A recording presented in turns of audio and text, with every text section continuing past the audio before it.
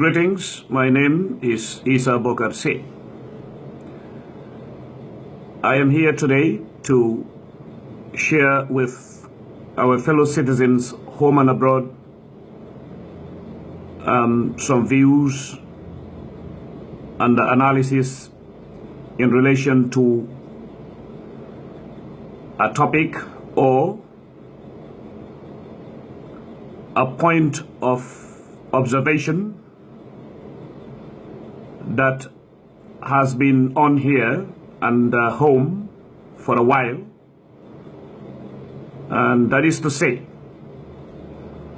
engaging the diaspora, or Gambians in the diaspora for that matter, with more listening skills and lesser expectations from a whirlwind of unpreparedness will serve national interest more than a circus of blame games.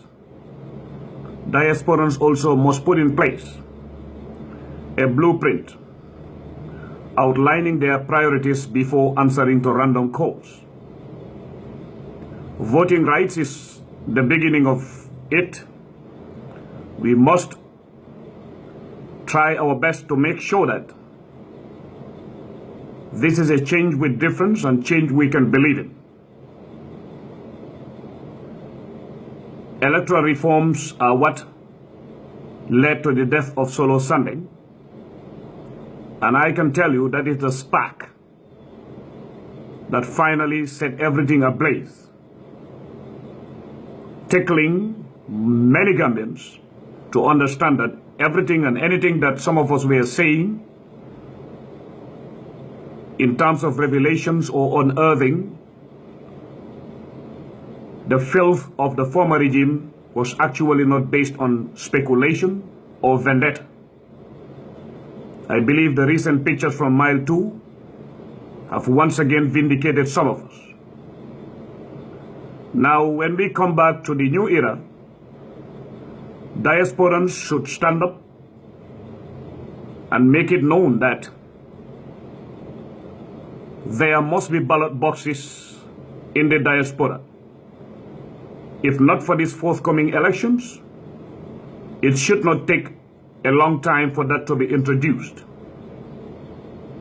The former regime used to say we don't have money, but we'll still turn around and ask diasporans not to talk about them. But we'll still turn around and invite those people to come home and invest.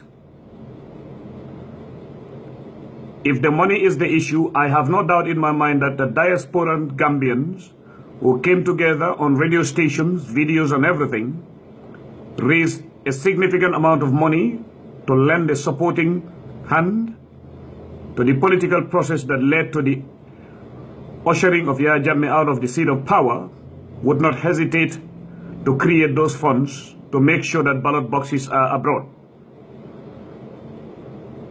Also, the diasporans have people who are affected by immigration matters. It is not only those who are citizens or permanent residents whose case are to be seen as, if you have papers abroad, if you are a citizen abroad, if you're a professional abroad, just come home. There are diasporans who have H1 visas. There are some whose process of papers is on and it's not yet completed, and they have every legal right to receive those papers here in England and also in France and other places where they are. Some are even in Senegal. Some are not abroad because of asylum. Consulars should be reminded that, especially those assigned with the responsibility of handling consular matters, should be reminded that they have to be very active and they have to be very open and they have to be very patient. Tackling the issue of Gambians abroad, especially those affected by immigration matters, should not be based on partisan lines. If you support the party in power, we'll help you. If you belong to this tribe, we'll help you. If you belong to this set of group, if your father is rich and all that, no. That is another thing. And also, we should engage in a way that we are going to make sure that we respond to calls, but not calls at random. And also, I would advise the government to look into one issue here, which is curtailing the powers of certain councils, honorary councils, some of whom, of course, not under people like myself, because some of them we have history that they know that I don't take those things when I was an ambassador. But I understand and I know some ambassadors, I'm sorry to say, may not have the know-how or may appear before those consuls with inferiority complex. Those kind of honorary consuls who accessed their seats through corruption and network, through the former NIA, should also be fired and some of them contained. Because that is affecting Gambians abroad. Some Gambians don't even know that. Consuls have to stand up for Gambians. They have to leave their work because it's not free of charge. Some consuls make Gambians believe that I'm not paid a salary. Those consuls are not telling you the truth. They are not paid salaries, but why are they running after the position? Because they have consular cards and duty-free exempt cards as business people. In fact, they are earning more than those being paid salaries. Now, the idea of people just saying, come home and work for your country is a misleading way of inviting people. Gambians in the diaspora have been engaged and they have sacrificed a lot. Working for the country begins with participating in bringing change, and that is what the Gambians in the diaspora did. When working for one's country doesn't mean that you have to be in the country. There are Gambians in the diaspora who can work for the country. Look at the model in Ethiopia. Look at the model in Rwanda. Look at the model in neighboring Senegal. So, engaging the Gambians in the diaspora cannot begin with come. It should instead begin with hello. How are you doing today? It is so condescending for somebody just to stand up and say, come home and work for your country.